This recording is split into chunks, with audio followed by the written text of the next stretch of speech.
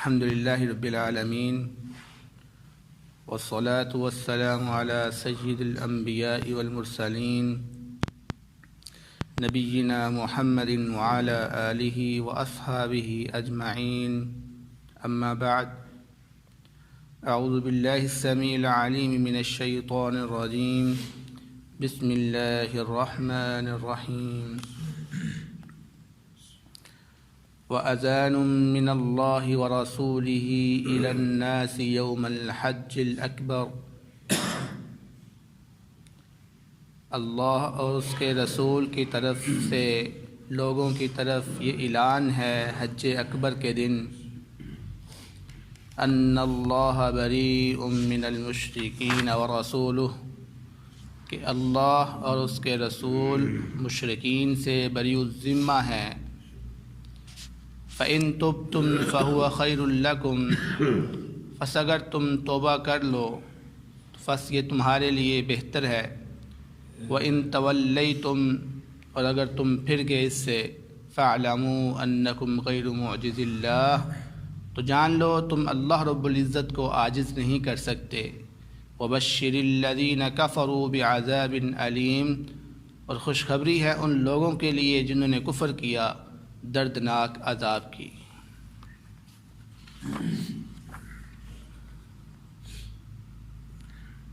اس آیت مبارکہ میں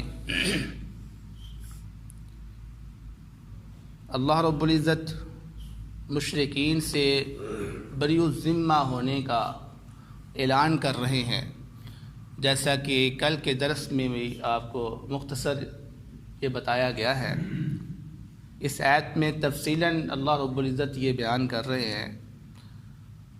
اور یہ اعلان جس دن میں آپ فرمایا اس دن کا بھی یہاں پر ذکر ہے کہ حج اکبر کے دن.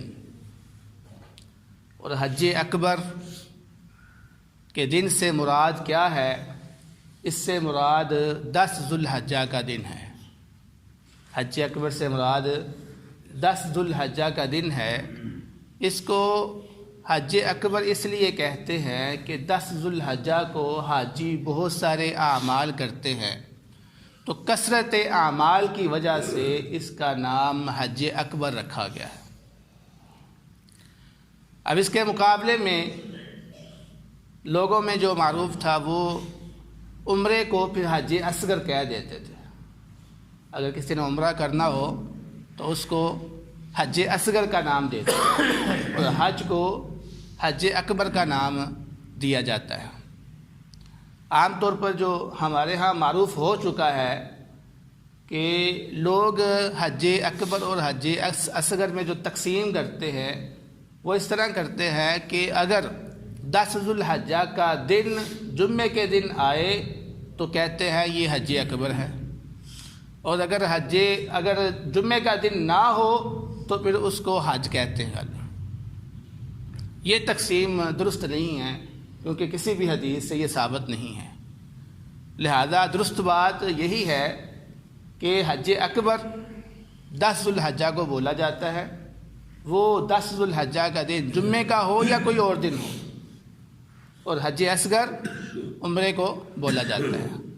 تو اللہ رب العزت نے، جیسا کہ میں نے آپ کو پہلے بتایا، نبی پاک صلی اللہ علیہ وسلم نے حضرت علی رضی اللہ تعالیٰ عنہ کو بھیجا تھا قافلے کے پیچھے کہ وہ حج کے موقع پر جا کر یہ اعلان کرتے. تو مینا کے اندر 10 ذو الحجہ کا جو دن ہوتا ہے نا، اس وقت حاجی مینا میں ہوتے ہیں. تو مینا کے اندر حضرت علی رضی اللہ تعالیٰ عنہ نے پھر یہ اعلان کیا تھا. ایون ابوبکر صدیق رضی اللہ تعالیٰ عنہ نے بھی اعلان کیا، اور حضرت ابو ہریرہ رضی اللہ تعالیٰ عنہ بیان کرتے ہیں کہ ہم پھر کونے کونے میں جا کر لوگوں کو یہ اعلان کرتے رہے اس چیز کا. یعنی ہر جگہ پر ہم نے یہ پیغام اللہ رب العزت کا پہنچایا. اس لحاظ سے پھر وہی ایک حج ہو جائے نا. اعلان کرنے کے بعد فرمایا فَإِن تُبْتُمْ فَهُوَ خَيْرٌ لَكُمْ، یعنی اگر تم توبہ کر لو گے، یعنی کفر سے شرک سے باز آ جاؤ گے تو یہ تمہارے لیے بہتر ہے. لیکن اگر تم شرک سے باز نہ آئے تو یاد رکھنا تم اللہ رب العزت کو عاجز نہیں کر سکو گے، یعنی تم بچ نہیں سکو گے اللہ رب العزت سے. اور پھر ایسے لوگوں کے لیے دردناک عذاب کی خوشخبری ہے. آگے فرمایا الا الذین عاہدتم من المشرکین، سوائے ان لوگوں سے کہ جن لوگوں کے ساتھ آپ نے عہد کیا ہوا ہے مشرکین میں سے، ثم لم ينقصوکم شیئا، پھر ان لوگوں نے کسی چیز کے اندر کمی نہیں کی، ولم یظاہروا علیکم احدا، اور نہ ہی آپ کے خلاف کسی کی مدد کی ہے، فَأَتِمُّوا إِلَيْهِمْ عَهْدَهُمْ إِلَى مُدَّتِهِمْ، تو آپ ان کے ساتھ ان کے عہد کی تکمیل کریں ان کی مدت تک۔ اب پیچھے آپ کو بتایا گیا تھا کہ اللہ رب العزت نے 4 مہینے کی مہلت دی تھی، اس اعلان کے بعد 4 مہینے کی مہلت دی تھی، اور وہ مہلت 3 طرح کے لوگوں کی تھی۔ مثال کے طور پر وہ لوگ جن کے ساتھ کوئی مدت قائم نہیں تھی، مطلقاً بس عہد کیا ہوا تھا، وہ لوگ ان کے لیے کہہ دیا کہ 4 مہینے کی مدت ہے، اس کے بعد ہمارا آپ کا کوئی معاہدہ نہیں ہوگا۔ اسی طرح وہ لوگ جن کی مدت 2 مہینے تھی یا 3 مہینے تھی، وہ بھی اس میں شامل ہو گئے۔ اور نمبر 3 پہ وہ لوگ کہ جن کی مدت ہی 4 مہینے تھی، تو یہ 3 قسم کے لوگ اس میں شامل تھے۔ تو اللہ رب العزت نے فرمایا ان کے لیے کہ 4 مہینے کی مہلت ہے ایسے لوگوں کے لیے، یا پھر اس میں یہ جو 4 مہینے کے لوگ ہیں، اس سے مراد وہ لوگ تھے جنہوں نے عہد اپنا توڑ دیا تھا۔ 4 مہینے سے زیادہ مدت والے لوگ وہ لوگ ہیں کہ جو اپنا عہد توڑ چکے تھے، جیسا کہ آپ کو بیان کیا کہ نبی پاک صلی اللہ علیہ وسلم جب فتح مکہ کر کے تبوک کی طرف گئے، رومیوں کی طرف، تو مکہ والوں نے کیا کہا تھا؟ اب یہ مسلمان نہیں بچنے والے ہیں، کیونکہ رومی تو بڑے طاقتور ہوتے ہیں، لہٰذا انہوں نے تصور کر لیا یہ مسلمان اب زندہ واپس نہیں آ سکتے، لہٰذا ان کا عہد توڑ دو۔ تو جن لوگوں نے اس وقت عہد توڑ دیا تھا ان کے لیے وہ 4 مہینے کی مدت تھی۔ اب یہاں پر جو ذکر کیا گیا ہے یہ وہ لوگ ہیں کہ جن کی مدت 4 مہینوں، جن کا معاہدہ 4 مہینوں سے زیادہ تھا ابھی، لیکن انہوں نے اپنے وعدے کے اندر خلاف ورزی نہیں کی، انہوں نے عہد کیا، پاسداری کی انہوں نے۔ تو اللہ رب العزت فرماتے ہیں کہ ایسے لوگوں کے ساتھ آپ اپنا وعدہ جاری رکھیں، جب تک ان کی مدت ہے آپ اس مدت کو پورا کریں، اس کے بعد پھر یہ حکم آپ لاگو کریں ان کے لیے۔ فرمایا ان اللہ یحب المتقین، کیونکہ اللہ رب العزت متقین کو پسند کرتا ہے، اور عہد کی پاسداری یہ تقویٰ میں سے ہے، عہد کی پاسداری یہ تقویٰ میں سے ہے، اس لیے اللہ رب العزت نے یہاں پر متقین کا لفظ استعمال کیا۔ آگے آپ نے فرمایا فَإِذَا انْسَلَخَ الْأَشْهُرُ الْحُرُمُ، جب یہ 4 مہینے گزر جائیں۔ اب یہاں پر لفظ آیا ہے اشہر الحرم، حرمت والے مہینے۔ اب حرمت والے مہینے سے مراد وہ مہینے نہیں ہیں جو اللہ رب العزت نے سال کے اندر 4 مہینوں کو حرمت والا بنایا ہے، مثلا رجب، ذوالقعدہ، ذوالحجہ، محرم، یہ 4 مہینے حرمت والے مہینے ہیں سال کے اندر جو ہوتے ہیں۔ لیکن یہاں پر جو لفظ بولا ہے اشہر الحرم، اس سے مراد وہ مہینے نہیں ہیں، بلکہ اس سے مراد وہ 4 مہینے ہیں جو مہلت کے طور پر ان کو دیے گئے ہیں۔ اور یہ 4 مہینے کہاں سے شروع ہوتے ہیں؟ یہ 10 ذوالحجہ سے شروع ہوتے ہیں اور ربیع الثانی کی 10 تاریخ کو ختم ہوتے ہیں۔ اب اس کو پھر حرمت والے مہینہ کیوں کہا گیا؟ اس لیے اس کو حرمت والے مہینے کہا گیا ہے کہ حرمت والے مہینے میں اصل میں جنگ کرنا حرام کر دیا ہوتا ہے، لڑائی کرنا حرام ہوتا ہے۔ تو یہ جو مہلت دی گئی تھی ان کفار کو، اس میں بھی یہی چیز تھی کہ کفار کے ساتھ لڑائی نہیں کرنی کسی نے، کیونکہ ان کو مہلت دی گئی ہے۔ تو اس 4 مہینے میں کوئی جنگ نہیں ہوگی، کوئی لڑائی نہیں ہوگی، تو اس اعتبار سے اس کو بھی حرمت والے مہینے کہا گیا ہے۔ تو فرمایا جب یہ 4 مہینے ختم ہو جائیں تو پھر کیا کرنا ہے؟ فرمایا فَاقْتُلُوا الْمُشْرِكِينَ حَيْثُ وَجَدتُّمُوهُمْ، پھر تم مشرکین کو قتل کرو جہاں پر بھی تم اس کو پاؤ، وَخُذُوهُمْ، اور ان کو پکڑ لو، یعنی پکڑ سے مراد کیا ہے؟ قیدی بنا لو ان کو، وَاحْصُرُوهُمْ، اور ان کو گھیر لو، وَاقْعُدُوا لَهُمْ كُلَّ مَرْصَدٍ، اور ان کے لیے ہر گھاٹی پہ بیٹھ جاؤ، یعنی جہاں پر بھی موقع ملتا ہے چھپ کر بیٹھ جاؤ، ان کو مار دو، حملہ کرو ان کے اوپر۔ فَإِن تَابُوا، ہاں یہ بات ہے کہ اگر وہ توبہ کر لیں، وَأَقَامُوا الصَّلَاةَ، اور نماز کو قائم کریں، وَآتَوُا الزَّكَاةَ، اور زکوٰۃ کو ادا کریں، فخلوا سبیلہم، تو پھر تم ان کا راستہ چھوڑ دو، پھر تم ان کے راستے میں نہ آؤ۔ یہ شرط لگا دی ہے۔ کیا شرط لگائی ہے؟ سب سے پہلے توبہ کرنی ہے، پھر نماز کو قائم کرنا ہو، پھر زکوٰۃ کو ادا کرنا ہے۔ اب یہ دیکھیں کہ کتنی اہم چیزیں اللہ رب العزت نے یہاں پر ذکر کی ہیں۔ نماز، جو نماز قائم کرتا ہے اس کو امن دے دو آپ، لیکن جو نماز نہیں قائم کرتا اس کے لیے امن نہیں ہے۔